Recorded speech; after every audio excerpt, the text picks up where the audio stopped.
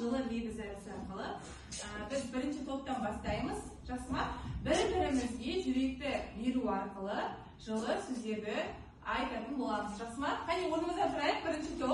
Бірінші жылы сөзімді Ақберенге айтам. Ары қарай оқушылар бір-біріне беру арқылы жалғастырып кетеді. Жақсы ма? Ақберен, бүгінгі күніне сәттілік тілеймін. Иә, Ғалиғожаға береміз. Бүгін сабақ. Дауысын шығарамыз. Жазуыңа деймін. Ал. Иә, тәртіпті. Сабағыңды жақсы оқы дейді. Ал, келесі Айдаға бере ғой. Ақылдысың дейді. Ал. Білімді бол. Өнерлі бол. Ал, Сағит Әлмалиққа. Үшінші топ орнымызда тұрамыз. Бір-бірімізге жылы ревизия айтамыз.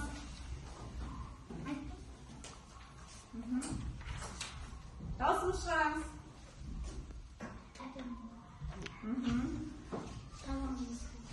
Иә, лақтырмаймыз, бірінші қолымызға өтеміз.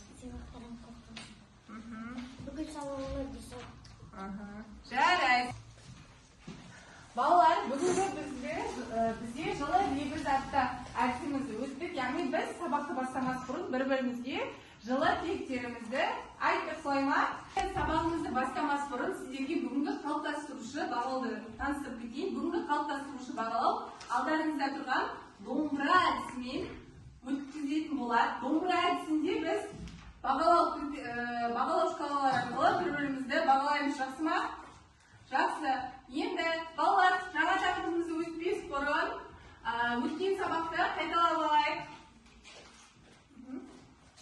Балалар, біз өткен сабақта асыл сөз атты өлеңді өттік, иә? Иә. Енді бізге осы бойынша сұрақтар берілген. Оқимыз сұрақты, қолымызды көтереміз. Асыл деген болған тексереміз, дұрыс па, дұрыс емес па? Дұрыс дейді, келесі сұрақ бізге беріледі. Атам менің аманда әділетсіз бол деген асыл сөзін шығарғанда жүрек әлін жолменен қалдыратын ұятқа жалған сөзге көзбейіне жеткізетін мұраққа тек шындықты көздейді. Ақберен келе ол, басам.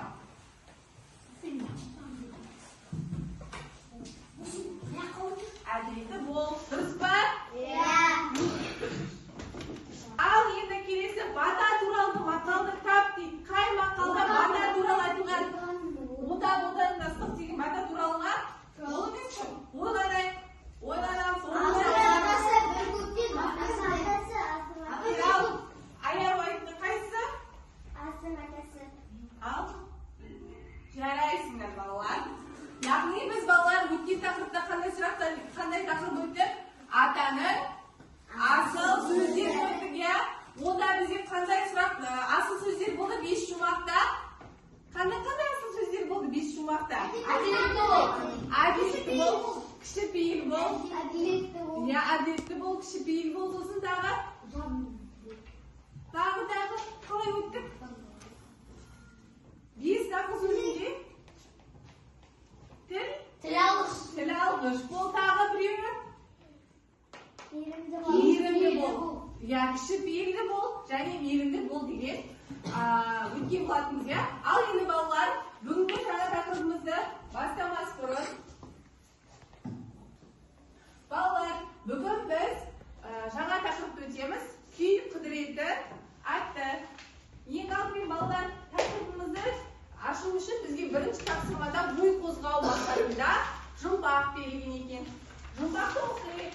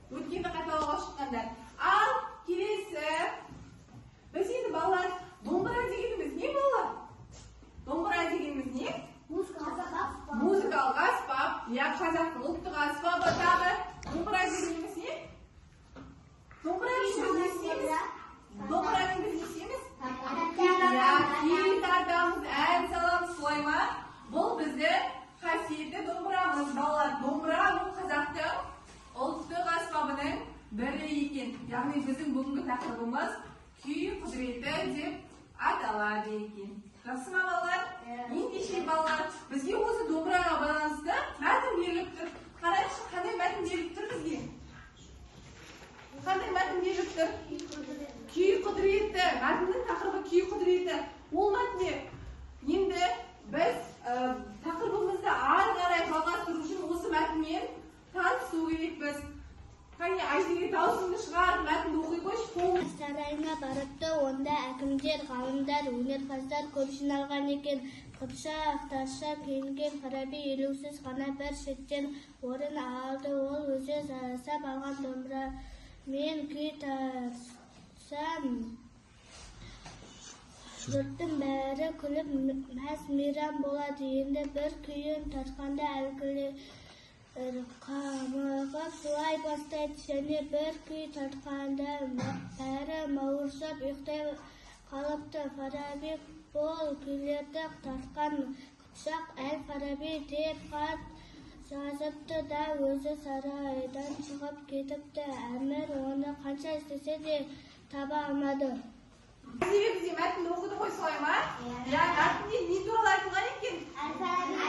Әл-Фараби, күй құдіреті. Күй құдіреті қалай айтылған? Күй құдіреті.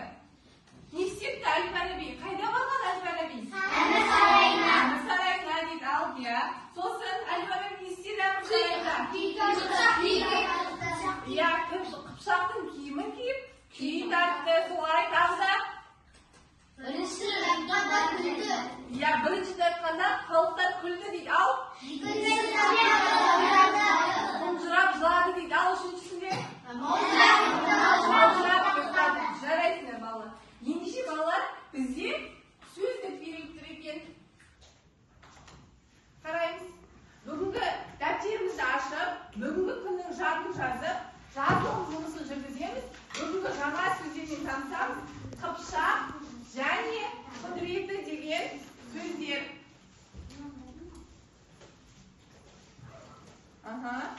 Қыпшақ және құдіреті деген сөздердің мағынасы беріліп тұрған.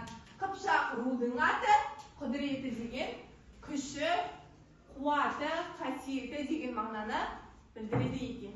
Ал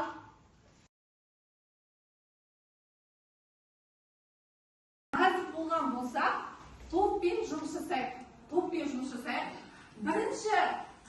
Бірінші күйдің құдіретінде айтылған көңіл күйді, екінші қатар айтылған көңіл күйді, үшінші қатар айтылған көңіл күйді талқылайсыздар.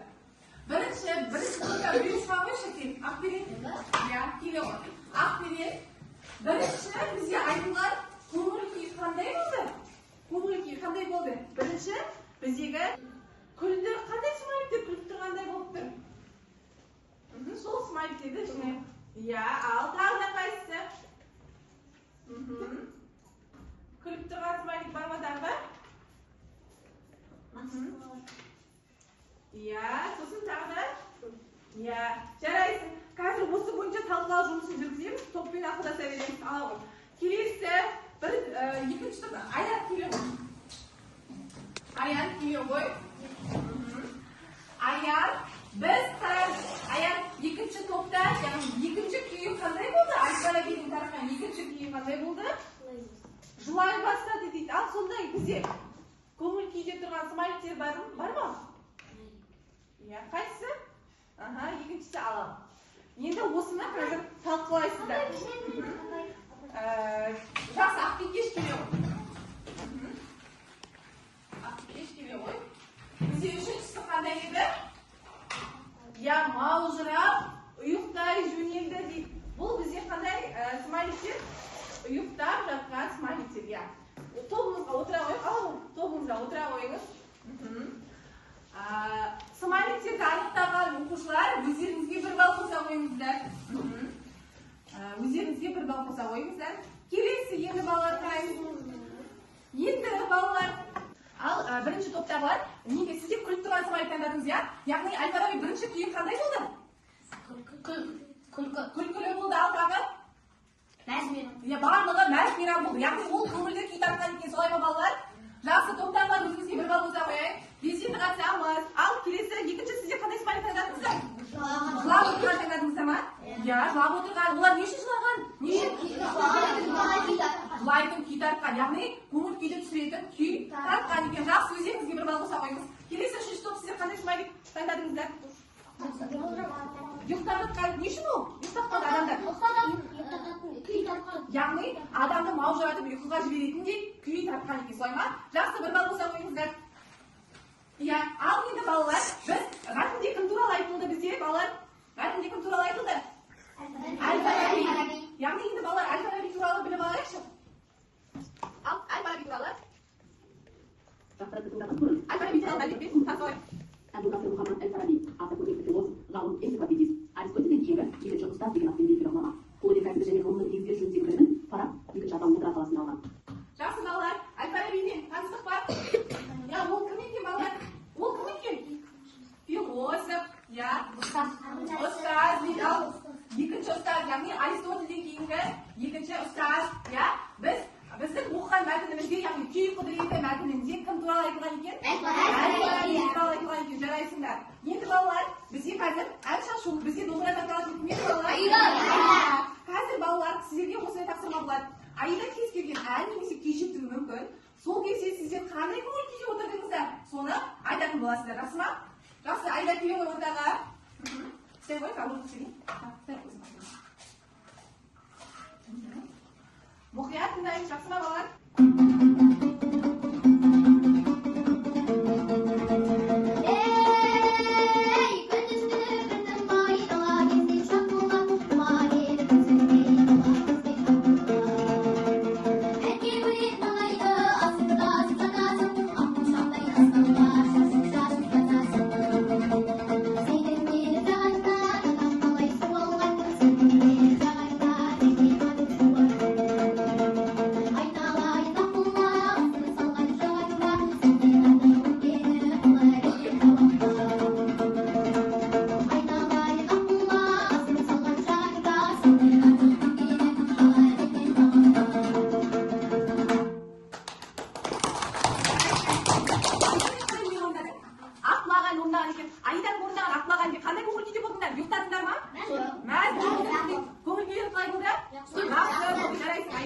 Біз балалар көрдіңдер ма? Әл-Фараби ана сарайда осындай халыққа арнап әртүрлі әндер, күйлер тартып беріп, халықтың көңіл күйін бірде көтеріп, бірде түсіріп, бірде тіпті ұйықтатып та тастаған екен, иә? Балалар, қазір сегізінші сәтті жасалайық, орнымыздан тұрамыз бәріміз.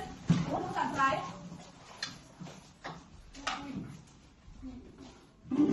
Ал, қайталайық.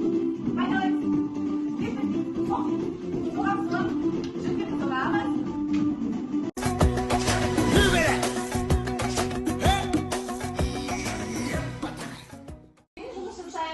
Үшінші тапсырмада бізде не берген балалар? Не беріліп тұр? Сурет беріліп тұр. Қалай дейді балалар? Суретке зер сал, күйші қандай күй тартып отыр? Қалай ойлайсың? Ал, суретте ба? Не үшін көңілді неге? Қарақат айтамын? Барлығы күліп отыр дейді. Ал, жарайсың өзіне бір бал болса ғой. Тағы. Аян, қандай күйге ойлайсың? Күлкілі. Тағы? Қандай? Ал қазір суретте олар жылап отыр ма? Суретте мәз-мейрам болатындай күй тартып отыр дейді. Жарайсың өзіне бір бал болса ғой. Ал балалар, мәз-мейрам болып күйшіге қарап отыр екен, иә? Ал енді балалар, бізде келесі тапсырма.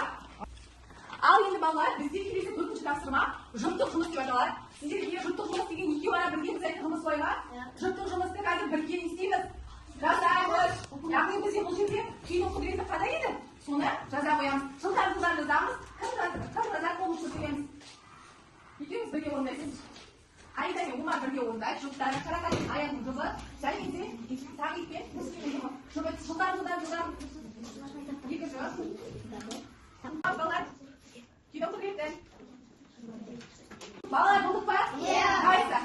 Бірінші жұп аяқтаған екен. Сіздер аяқтадыңыз, екі жұп, үш жұп, ал төрт жұп аяқтаған. Тағы да кім аяқтады? Ал бес жұп аяқтапты. Тағы да. Ендеше балалар бірінші жұпты тақырыбын оқиық. Ал не деп тұр күйдің құдіреті? Күйдің құдіреті мәз-мейрам мейрам болды. Сосын Жылады, ұйықтады. жарайсың. Бірінші күйде олар мәз-мейрам болды, екіншісінде жылады, көңілге түсті, үшіншісінде ұйықтады дейді. Жақсы, өздеріңе екі балл болса қоямыз. Екі балл болсаңыз, келесі ақтап кеш оқиды ғой. Біріншіде мәз-мейрам болды, екіншіде ұйықтады. Жақсы, екі балл болса қойыңыз. Келесі, Әлиқожа оқи ғой. Әлиқожа оқы. Күй құдіреті Иә, мәз-мейрам болды. иә.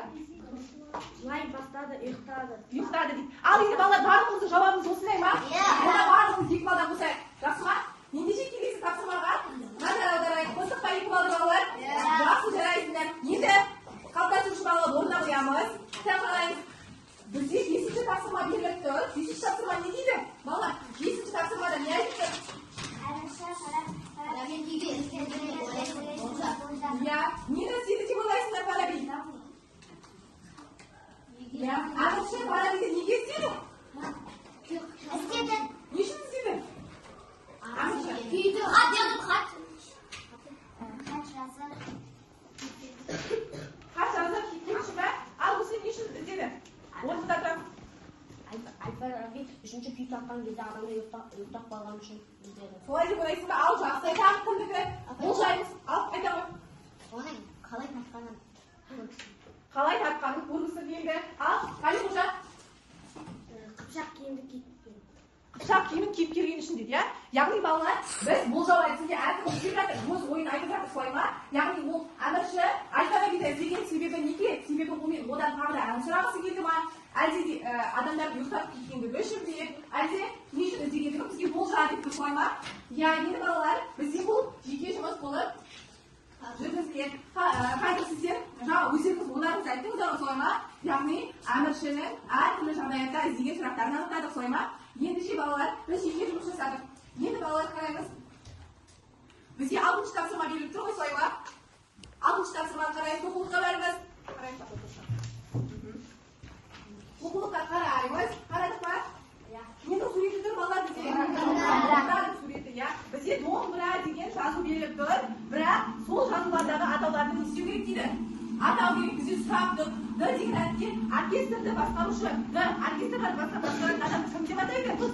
Дирижер. Жақсы. Дирижер деп айтқанда өзімізге бір балл қосамыз. Келесі. О, музыканттардың ұжымы не деп аталады? Оркестр. Жарайсың, оған өзге бір балл қосамыз. Келесі М. Таңның атауы. Мына келетін қандай таңның? М. Математика деп аталғандар бір балл қосамыз. Келесі Б. Ұрмал аспап. Мына келетін қандай ұрмал аспаптар бар? Барабар, жарайсың, өзіңе бір балл қосамыз. Ендеше балалар, қазір бүгінгі сабақ сіздерге түсінікті болды ма? Иә. Біз бүгін не істедік балалар? Қандай тақырып өттік? Күй құдіреті деген тақырып өттік. Қанекей, балалар, қалыптастырушы бағалауымыз қарайшы, кім неше ұпай жинады екен?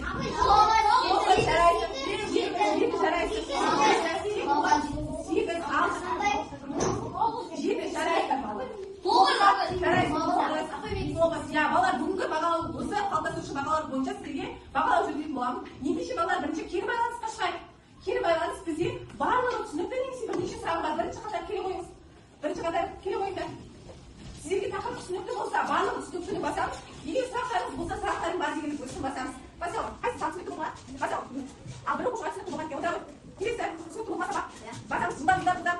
Тез, бас, бітірді. Ғайып болса, түсінікті болған екен. Яғни, кетіп қана қосамыз. Біз кері байланысқа шыға қойыңыз. Түсінікті дейін тағы да.